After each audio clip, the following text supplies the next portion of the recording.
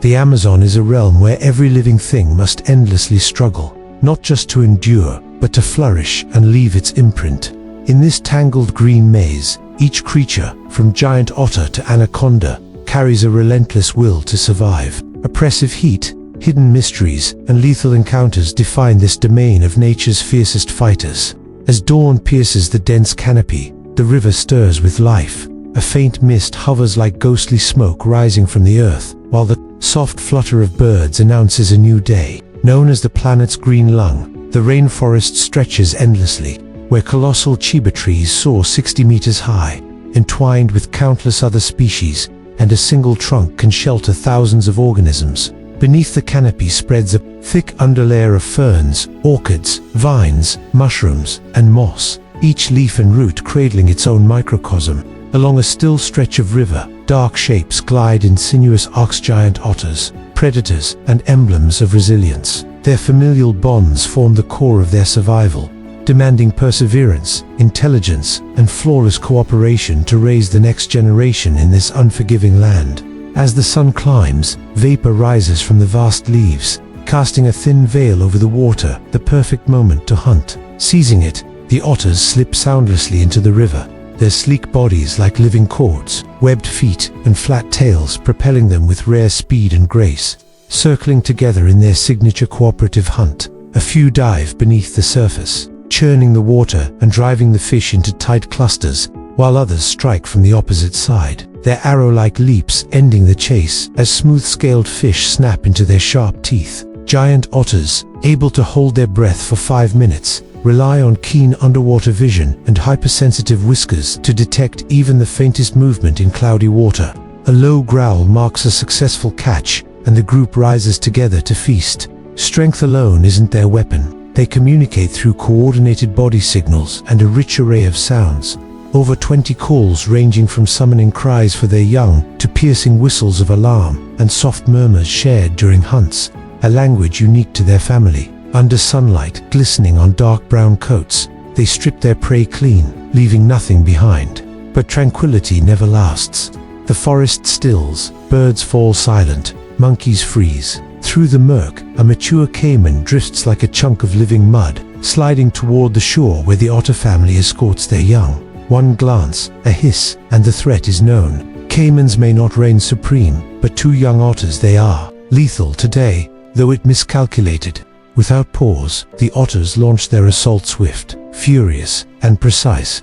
Overpowered, the caiman retreats, the river's balance restored, not by claws, but by fierce territorial resolve. As the ripples fade and peace returns, the family slips back to their hidden den carved into the riverbank beneath twisted roots, while the midday sun filters through the canopy, scattering patches of gold across the damp earth. Not far away, where the forest thins, another figure slips from the shadows, a giant anteater, its body draped in coarse fur, its elongated snout sweeping the ground in search of scent trails. It follows the aroma of ants to their fortress, where towering mounds rise from a dry patch of land like ancient stone monuments, built from soil, saliva, and years of patient labor. These termite citadels, taller than a human, are solid, cold, and seething with life. Here the anteater halts.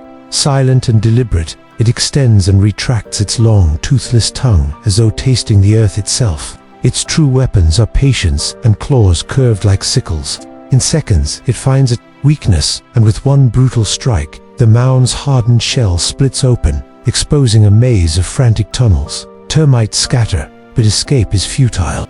The anteater's tongue plunges deep, sweeping side to side, consuming clusters at a rate of 150 licks a minute, tens of thousands devoured before it retreats, leaving the mound partially intact to sustain the cycle of life, much like otters leave fish to replenish the river. Its long fur ripples in the wind like a muted cloak, a quiet emblem of the Amazon's strangest hunter.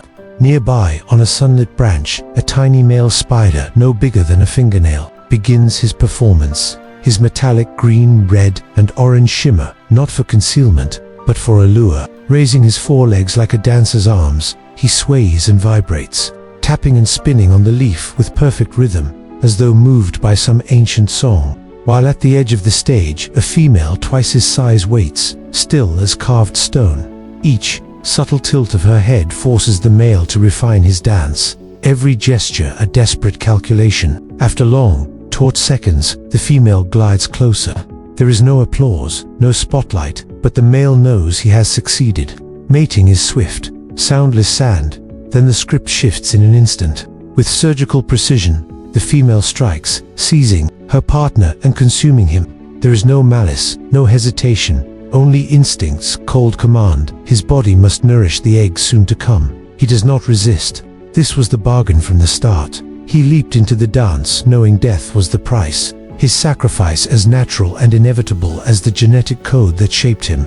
Beneath the forest canopy, where damp leaves rot and shafts of light pierce the gloom, another performer ready. Its stage, the bird of paradise, the Amazon's artist, meticulously clears its arena, removing every leaf and twig that could mar its show. The air holds its breath. Then, without warning, it begins its body whirls. Wings flare like a black velvet curtain, and its chest ignites in a radiant blue, glowing as though lit from within. In this transformation, it ceases to be a bird, becoming instead a living mask, an illusion of myth and color. High above, a single female watches, motionless, the sole witness to this conjured vision. No sound, no wasted motion, only her gaze determines everything. To choose or not to choose, to continue the species or let it end. For the male, this is life or death, and his weapons are not claws or strength but beauty, invention, and a courage unshaken by rejection.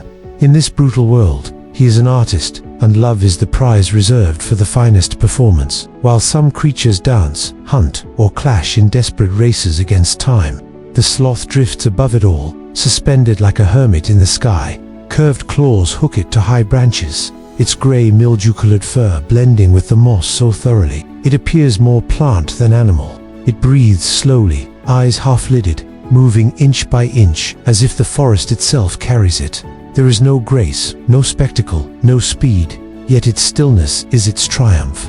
Algae and moss colonize its coat, turning it into a living phantom that predators often pass without seeing. It descends to the ground only once a week to relieve itself a risk. That seems foolish, but is essential to conserving energy. Its digestion crawling so slowly that a single leaf may take days to process. It neither fights nor flees, but its inertia is power, proof that survival can favor silence over violence. As dusk deepens and hunters finish their rounds, the sloth remains where it began, a shadow at rest. Above, chaos stirs the forest, trembles with chirps, branch rustles, and the crack of falling fruit. Capuchin monkeys have arrived, their golden brown coats flashing as they swing and scramble, their round, alert faces alive with mischief and intent.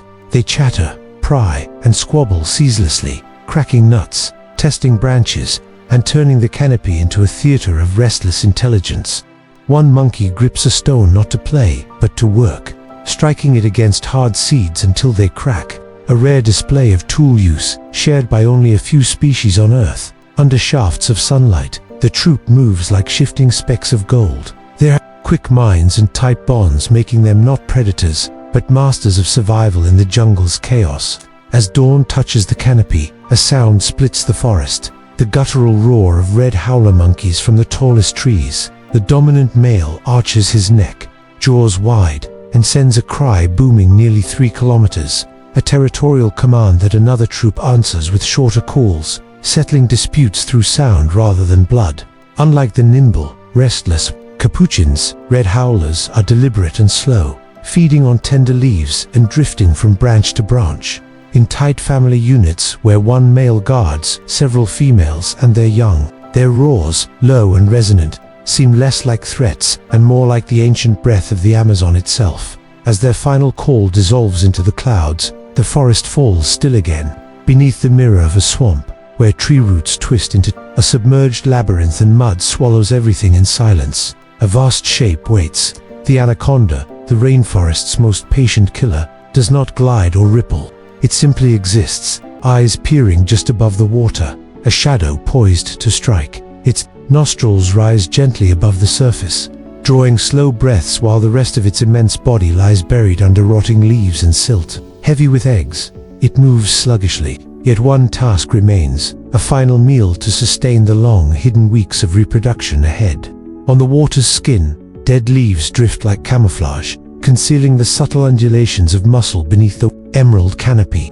At the swamp's edge, where it opens into a grassy marsh, a herd of capybaras grazes giant rodents the size of pigs, wary but distracted by their own numbers. The anaconda halts meters from shore. It does not strike wildly. It waits, measuring the rhythm of the forest. Wind sighs, birds call, hooves splash, and then the moment comes. A young capybara wanders a few steps too far. Heat, heat, heat, heat. In one decisive motion, the predator takes what it needs, a meal vast and rich enough to carry it through. Breeding and recovery. There is no struggle, no sound, only cold precision.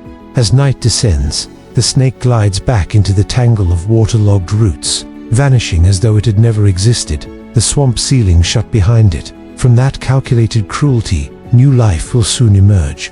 Then, without warning, the sky tears open and rain hammers down, not a soft drizzle, but a violent, drenching storm. The rain falls in torrents, each drop striking like shattered glass, sending bubbles racing across the water and bending the trees into frantic bows. In this forest, where every branch, stream, and shadow carries life, nothing is wasted and nothing is redundant. From the spider poised on its trembling leaf to the anaconda buried in the mud, each creature threads an essential note in the vast symphony of existence. They seek neither pity nor praise, only the freedom to move to their own rhythms, the measured stillness of the sloth, the violent grace of the otter, the hushed precision of the snake, the resonant calls of the howler.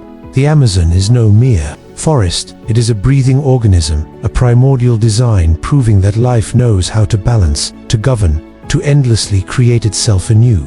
And for those willing to wait and watch with respect, it will reveal everything.